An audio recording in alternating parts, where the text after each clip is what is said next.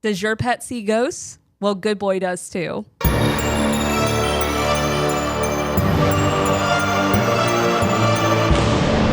watching a YouTube exclusive. I'm Madison. I'm Chris. And welcome to the most haunted city on earth. Hello, and welcome to our review of the film Good Boy. We were really happy to see this film come into our inbox. We were invited by IFC and their distributor team to review the film, even though they saw our scathing review of Bambi, The Reckoning. Well, IFC didn't produce that one, so I think they were like, we're safe. We're safe. Well, I had every intention of seeing this movie in the theater. Yeah. They were actually releasing it in the theater. We just aren't in an area where it was being released in the theater. So I was super excited that we were able to get this screener because I had been following this movie for what feels like at least a year because the first tremors of it were like, what a brilliant concept. It is. What an amazingly cool idea. And it really panned out exactly how you would want it to. Yes. It gave, like those old 90s Homeward Bound type movies or Milo and Otis style movies, but horror version. Because I can't think of any other film where you're experiencing the horror and all of the information is coming through an animal. Right. No, it was such a brilliant and simple concept. The idea is, how many times have you seen a dog just stare into the corner? How many times have you seen a cat react to something that's not there? And then saying, well, what are they reacting to? Right. And going into that from a storytelling point of view is amazing because so much of it is the dog's never going to understand. Yeah. And so luckily we don't either. We don't really have to know. And that was something that was kind of coming back and back again. It's like, it's all vibes. It's all sensation. It's beautifully shot. It's shot so well because if you take a dog's height and then replace a human's height with it, that's how they framed everything. Exactly. Except for when the spirits were being very predatory, then you're in the ceiling. But for the most part, you were watching the world from, only 2 feet off the ground. Exactly. And it's such a fresh perspective. It's such a wonderful way to tell a story, to show us a world that we very familiar with, but never see. Yeah. And I think it was interesting too, because they made it so that if you're getting any sort of information, you only know as much as the dog. Right. Which is genius, in my opinion. They did not explain to us why these entities were here, but it wasn't that it felt dissatisfying because of that. You felt satisfied at the end. No, they absolutely created a resolution without explanation. Right. And that's beautiful. And that's such a hard thing to do. I think even in our last review that we did, that was one of our chief complaints, was that there was no, that the resolution and the explanation just were uneven and unbalanced.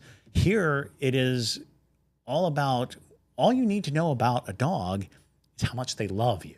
Mm-hmm. And this movie did a great job of illustrating that. And it was so hard to watch in many cases because you don't. It was, yeah. You're constantly worried for the dog. You're constantly worried about how far they are going to go, how dark they're going to go. But I think they balanced it beautifully. Yeah, it honestly raised my cortisol levels immensely during it because I have many pets and we live in a haunted area and we have access to a whole haunted museum. And so I just the whole time was imagining my pets in this situation, seeing these horrifying things, and I felt terrible for them. I'm like, oh my God, I hope that's not what they're seeing. Because, for instance, our Boykin Spaniel, Isla, who actually reminds me a lot of the main character. Oh, sure. She has had multiple instances where she will growl at what seems like nothing in the museum. And now every time she does that, I'm like, oh my God, you're seeing a horrific demon that is putting images in your mind. And I hate that for her. But that means it's a good horror film. Yes. Because it hits a nerve that you don't even realize that you fear. So, and I was reminded early on of a George Carlin routine. So George Carlin, possibly my favorite comedian of all time. George Carlin once said that the reason why dogs are so lovable is because they have expressions, that they can make expressions, because they have eyebrows, because they can move their eyebrows. And one of the most interesting things that he ever said in one of his stand-up routines was, have you ever looked at your dog and then thought of the saddest thing that you can imagine, and it looked like it was happening to your dog? And it's true. We will project upon a dog's face. This dog was acting like, and we would really look was. at this and we would be like, oh my God, that dog is going through so much. And I was like, well, it's because dogs' faces are very expressive. They have this ability to create these faces. And it's very likely that they were just being offered treats. Yeah. Or, there's just weird squeaky noises in the distance. Exactly. But because the tone and the music and the story was terror, we quickly were like, oh, that dog's horrified. What was y'all's favorite part? I think, oh gosh, Spoiler alert. I'm trying to think. So I want to say, to be quite honest, at the end when the dog gets saved by the sister, because I was like, thank God, because there was this alluding to the idea that this was a family's home. It was his grandfather's home, and the grandfather died there, and the dog that he had died there as well. And this dog was kind of giving the main character, this animal, the insight in some ways. And they find, this dog's skeleton in the basement. So the whole end of the film, you're like, oh my God, he's going to rot down here in the basement because he loves his owner so much. And that stressed me out, Right. but in a good way. They're setting you up for that everyone knows the story of the dog who goes to where his master always was and waits for him even though the master had died. And there's the dog in Japan that went to the train station every day. Yeah. And there's all these stories that fit into that trend. I think my favorite thing was there's a realization moment right there at the end that all of it revolves around this dread of death. Mm-hmm.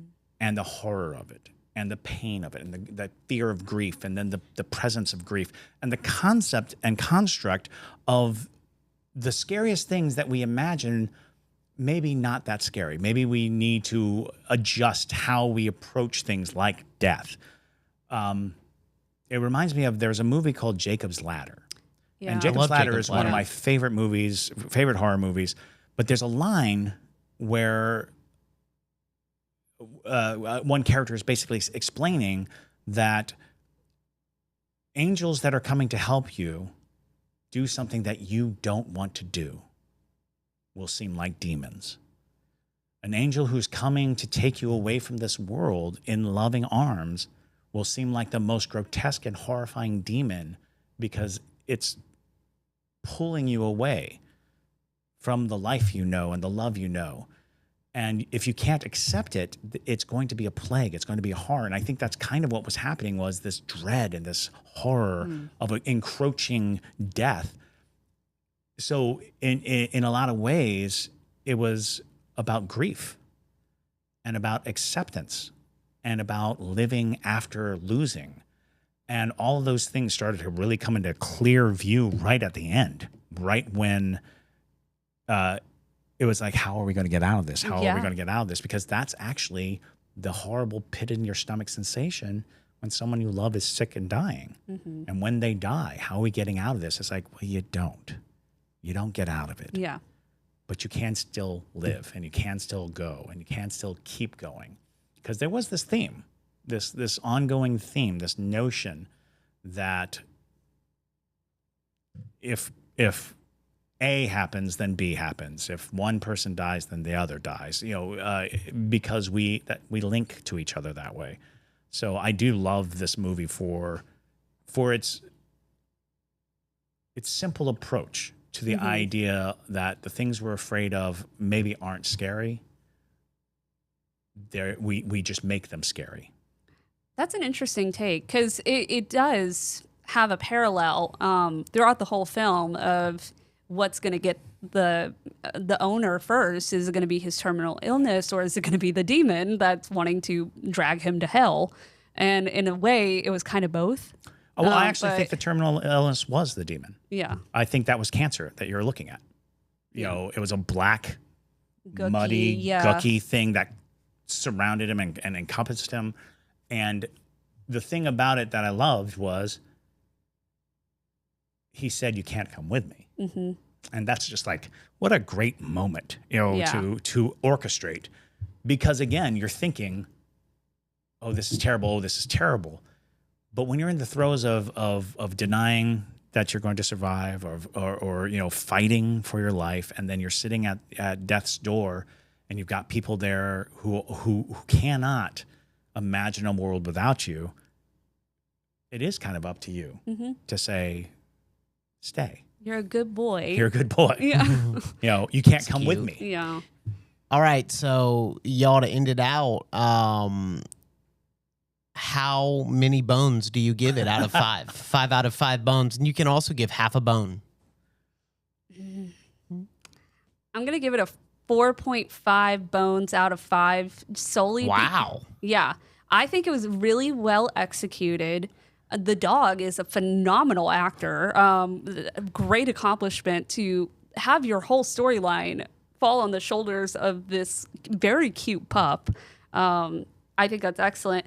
I'm taking a half a point away though because it stressed me out a lot. So it's like So 4.5 out of 5 bones for the movie Good Boy. Yes. Okay. Chris, how many bones? I think I agree. 4 out of 5. 4.5 out of 5. And my half point is off of the